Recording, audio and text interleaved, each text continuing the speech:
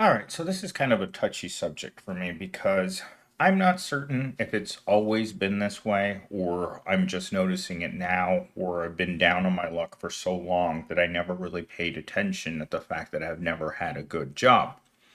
But over the past few months, especially over the last 2 months, I've been looking for a better job.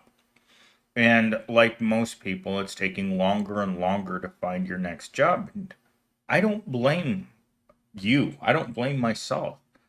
I have had this problem throughout my entire life. There are too many people who want the same job. And even that job that you don't really want, but pays enough so that you're not struggling constantly, well, that job doesn't seem to be around anymore. Like, there's definitely something happening in society. I don't know if it's artificial intelligence that's taking these jobs, because if I just stop to think about what artificial intelligence does for me every single day. So every morning when I wake up and it's time to do a video, I do research with artificial intelligence. I write talking points with artificial intelligence. I write stories with artificial intelligence. I create artwork for the channel with artificial intelligence. Well, that means that if I'm using it this much, that corporate America is using it this much, meaning they're going to need less people.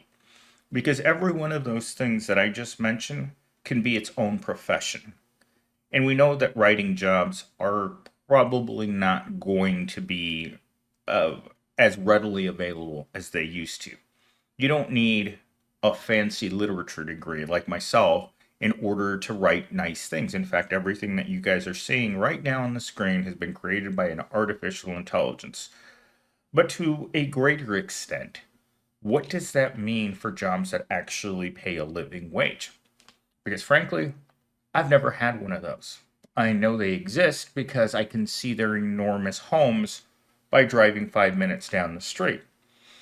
There are winners in our society still, but I think we're becoming a society of mostly losers because there's always going to be a need for uh, low cost housing, like what I need. Low cost housing isn't just about affordable housing. It's about where you can live. Because Gen Zero says this to me all the time. It's like, hey, Millennial Steam, I found this really cheap place to live. And I'll ask him, so what are the cross streets?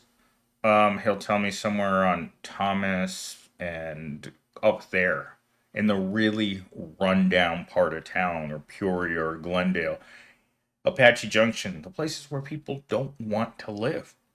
And there's a reason they don't want to live there, because it's gross. People want to live in comfortable neighborhoods. They want to live behind big, tall gates. Even if you have to live at South Mountain, as long as you're living in the right area, you're fine. And the right area can be right across the street from the wrong area, which is something I mention all the time. Is that, could you imagine waking up every morning in the ghetto, opening your curtains and looking at a place that you will never be able to afford to live? You look at those $1 million homes and you wonder, why me? Why am I living on this side of the street instead of thriving on that side of the street? And this can be said about all aspects of life. One of the biggest failing points of my entire life was one boundary exception. I lived on the wrong side of the street. My parents didn't know this, but it would affect the course of the rest of my life. Why? Because I was on the wrong side of the street, which meant that I had to go to the ghetto middle school. The school right next to the projects, which was full of people that didn't care about education. There's one thing between the difference between the rich and the poor is rich take their education seriously, poor people do not. And that's something you find out right away, because I got to go to the rich elementary school. But when it came to going to the elite middle class school, I was on the wrong side of the road.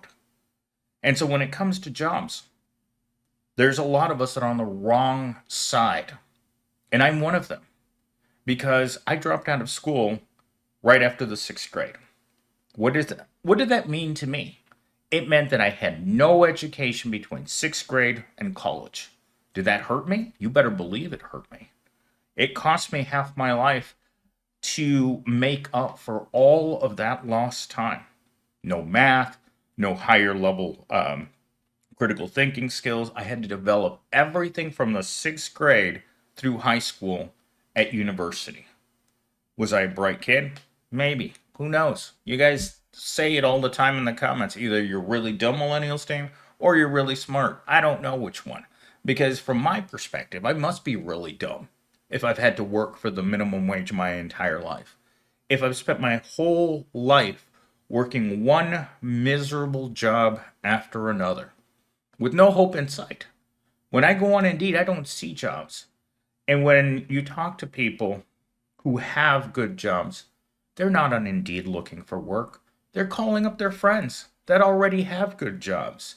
So you call up Johnny Sixpack or Susie Rottencrotch and you're like, hey, I got fired today. I need a job. They're like, well, just come in tomorrow and we'll see what we can find you. But poor Johnny Sixpack, he's on Indeed. He's on Indeed looking at the same jobs he's looked at his entire life. Chipotle, Taco Bell, Megalomart, Target, Wendy's. The jobs that are constantly hiring. Kroger's. I mean, I just walked into the Kroger's and there was like 4 people I'd never seen before, including a super hot blonde girl that was on the self checkout that I'd never seen before. Well, guess what? If she has any other opportunities in life, she wouldn't be there. But, like myself, I've had to work inside of a Kroger's. I've had to work a lot of jobs that I didn't like, things that I couldn't put on my resume, a lot of wasted time where I could have been gaining experience for a better job that I'm never going to get. It's never going to happen for me. The good job is an illusion. The good job doesn't happen for people like me because no one wants someone like me around in the workplace, especially not at the minimum wage. If you're making $20 or less an hour and you're over 30 right now, you're finished. There's no hope. I kept thinking that the longer I waited, the longer I tried, the harder I tried, it seemed like the harder I failed. And then suddenly, you're 40. And you're like, what just happened? What happened to the last 20 years of my life? Why don't I have the experience I need to live in those nice homes over there? Why am I still living here?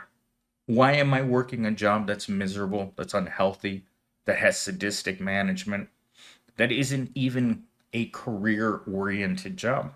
I've never had a job that you could call a career, but they try to pitch crummy jobs as careers. Every single minimum wage job I've ever had try to pitch the idea to me that's, hey, this isn't just a job. I love that expression. Hey, this isn't just a job. It's a career. No, it's not. Career jobs are very, very few and far between. In fact, I don't even know anyone that actually has a career. Most people that I know are working a crummy job that they can't stand. If you're like me, it's Sunday afternoon at 4 o'clock and you're already thinking about 8 a.m. tomorrow. You're also wondering how long you're going to be able to keep your job. Because as much as we don't like going to work and our attitude towards work sucks, if we don't work, we don't eat. If we don't work, we have to live outside.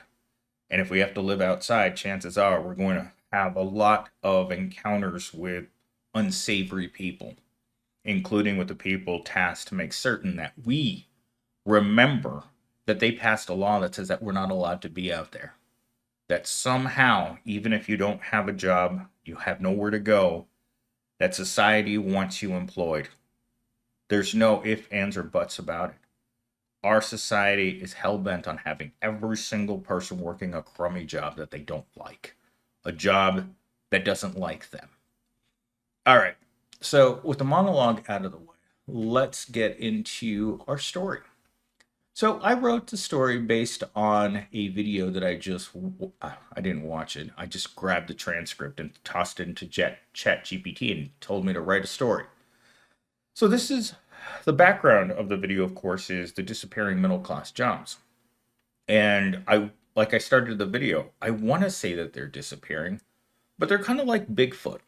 They're elusive, they smell, and you're not sure if you really saw it, but there was something moving around in the bushes. It could have been a middle class job with living wages, but it also could have been just some guy working at Best Buy in a polo shirt and dress pants that's supposed to look like a professional person. Dressing up the proletariat in fancy clothes at minimum wage jobs. I've never understood that. It's still the dirty, disgusting proletariat underneath that uniform. It doesn't matter how much you dress them up. Putting lipstick on a pig is still a pig. And we tell ourselves that we go to these places and we're expecting to deal with a person that's a professional. More than likely, you will never talk to a professional besides your doctor.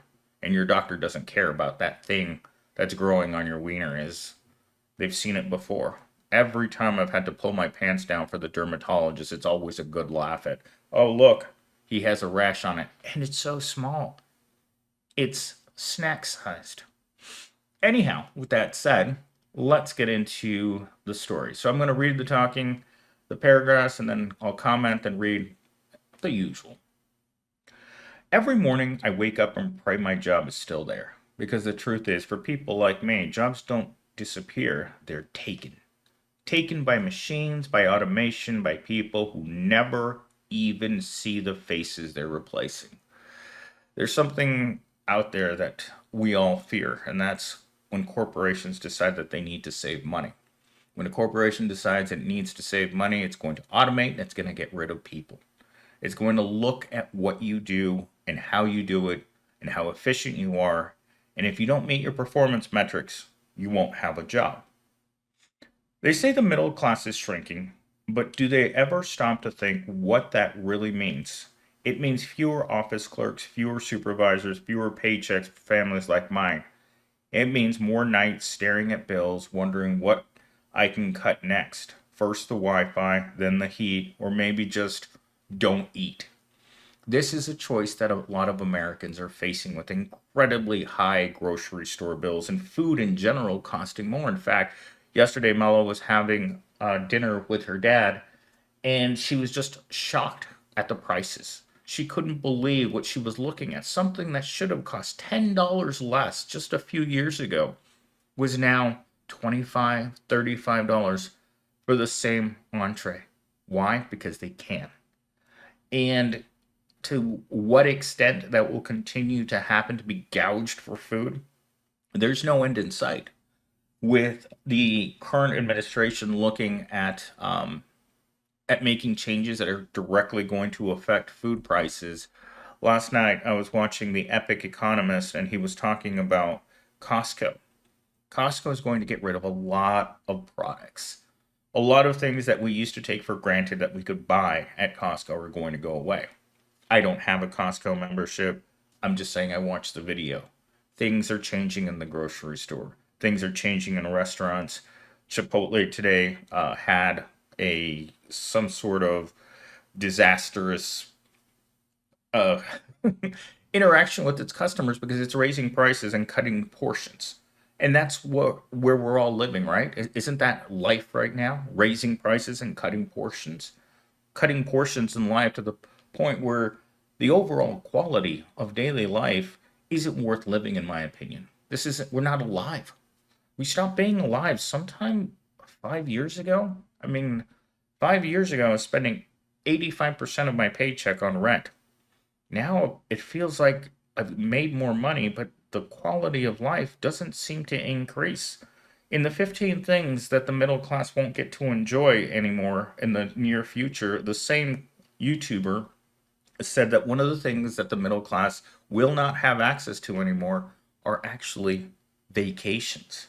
And as a person who's never had a vacation in his entire adult life, when I have time off, all I do is sit here in this chair in the dark, wondering how many days it is before I have to go back to my wretched job.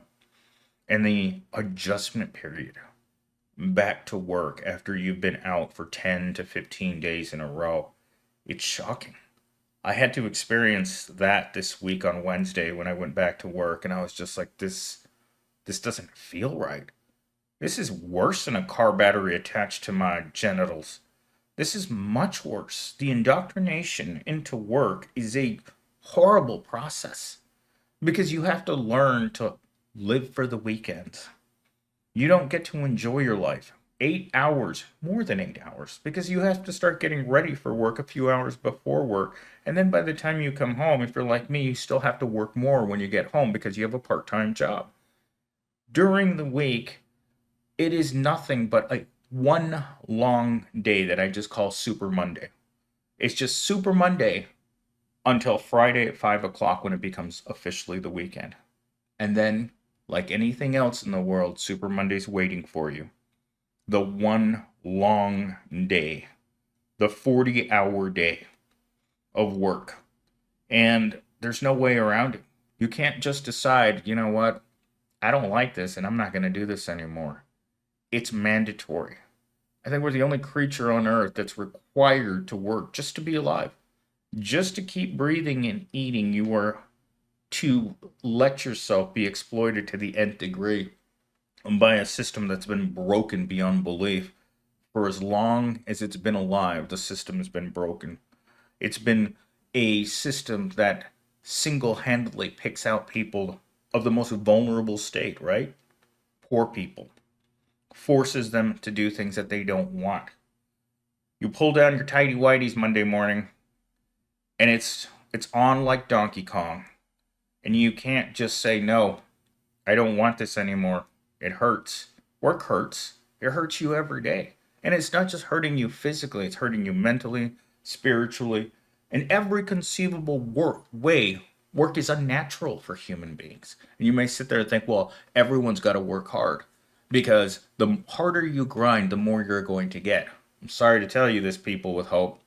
Immense effort doesn't equal immense payoff. The hardest working people in our society are the people that have the least amount. The people that work in the meatpacking industry, hospitality, farming. These people work really hard for the lowest wages that you could imagine. It's those people that I think about when I'm sitting in my office chair at work, complaining that it's too warm. When I know there's a dock worker out there that's half frozen, doing something that is very physically demanding. When I think of Mello at work and all her bruises, literally covered in bruises, missing toenail from dropping things on her foot and developing bruises, I think about me sitting around all day scratching myself, thinking, you know what, I wish it was 5 o'clock. And then it gets to 5 o'clock, and then I get in my car, going home in rush hour traffic for no other reason other than the corporation says you have to work those hours. It doesn't make any sense to me. It doesn't make sense to most people because our work theater is all day long. Unless you have a really physically demanding job, most of us don't really want to do much at work. We show up, you pretend to pay us, we pretend to work, we both wink at each other, and then we go home. The next day you come in and you do the exact same thing. You put that on repeat for 60 years, and then you wake up one day and you're already in the pine box and you're wondering why they're closing it if you're not already all the way gone. Well, guess what? Just like Mello says, the Derby horse. Once you can't put out as much productivity as you once did, they're going to put you into the pine box community and they're going to seal it whether you're ready or not. Think of Boxer the horse in Animal Farm. He wasn't done. He should have been going upstate, right? To the farm upstate. That's where they tell you you're going to go once you reach a certain age. But most of us are going to make it to the end and we're never going to be able to stop working. So in a sense, rather than going upstate, they're just going to put us in the back of the glue truck and take us to where we belong. And that's not a good place. And we spent our entire lives thinking, believing in the fairy tale of grinding. It's a word that I really despise because when I think of people saying grinding, I think of getting taken. That to me is what the grind means. But anyhow, this video is just full of tangents. I hope you guys enjoyed it, and I will talk to you guys in the next one.